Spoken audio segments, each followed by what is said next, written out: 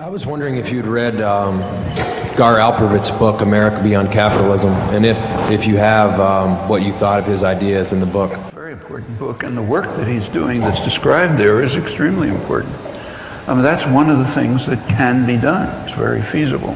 The book reviews work that Alperovitz mainly has been involved in for some years in trying to develop worker-owned enterprises, mostly in Ohio. It took off in Ohio for very interesting reasons.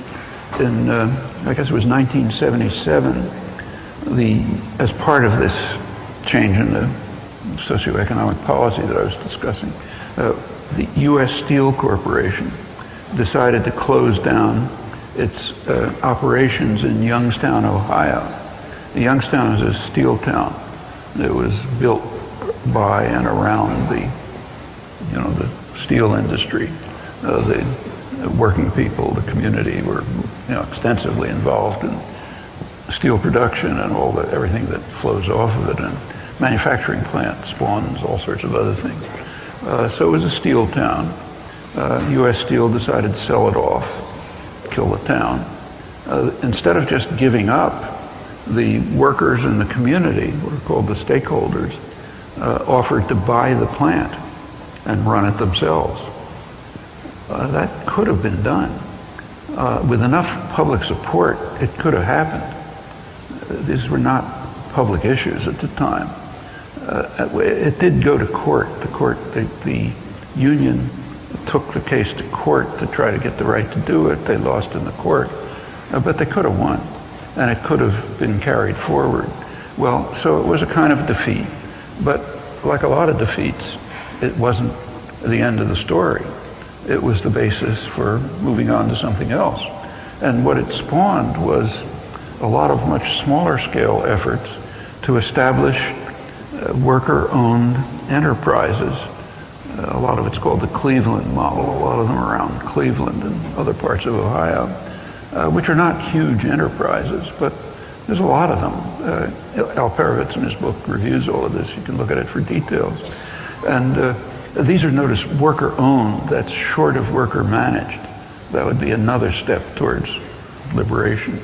But it's real, and it's a way of reacting to the kind of collapse of the productive system for the 99% by just taking it over. Actually, if you take a look at standard texts in business economics, nothing radical. Standard texts in business economics point out that there's no economic principle or any other principle that says that corporations should be controlled by shareholders. Shareholders, incidentally, doesn't mean somebody whose pension fund has $2 of theirs as a share. Shareholders are very narrowly concentrated. Shareholdings like top 1% of the population, most of it. And that means big banks, interlocking directorates, and so on. So there's no economic principle that says they're the ones who should determine investment policy, like shipping production to Foxconn. There's no law of economics that says that should happen. It could just as well be done by stakeholders, by the workforce and the community, perfectly consistent with anything that anyone claims about economic theory.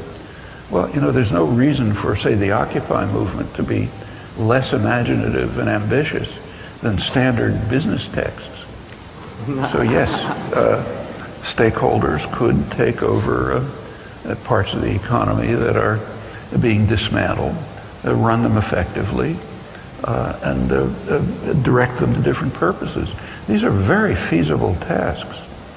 So, for example, one of the things that Obama's praised for by the kind of left liberal economists, Paul Krugman and others, is for having essentially nationalized the auto industry and reconstructed it.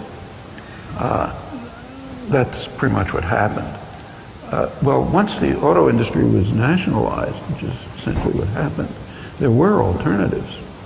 One alternative was to reconstruct it and hand it back to essentially the original owners, not the same names, but same class, same banks, and so on. But that's what was done. Another possibility would have been to hand the auto industry over to the workforce and the communities, the stakeholders, and redirect it towards things that the country really needs.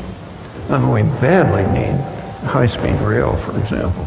It's a kind of a shameful situation when you compare it, the U.S. with other countries, even much poorer countries. And it would be a tremendous economic benefit, and just a human benefit in all kinds of respects. It means I could have got here in 2 hours instead of wasting time at the airport, for example. Literally 2 hours. I happened to be in France a couple of months ago giving talks, and the last talk I gave was in southern France, and I had to get from Avignon, southern France, to the airport, de Gaulle Airport. And of course there's a train that goes directly to the airport. And it took 2 hours. It's the same distance as Washington to Boston. Here it takes, I don't know what, 8 hours or something. All of this these are human costs, they're economic costs, the things the country badly needs. The skilled workforce in the auto industry could easily could be reconverted to producing things like this and other things that people need. And it could be done under the ownership and management of the workforce and the communities. Well, that was an alternative. But getting back to Alperovitz, this is the kind of thing he's talking about. I don't remember if he talked about that particular case, but it's the kind of case that's coming up all the time. And these are very feasible things. They're not far out and utopian. And they can have a big effect on the society.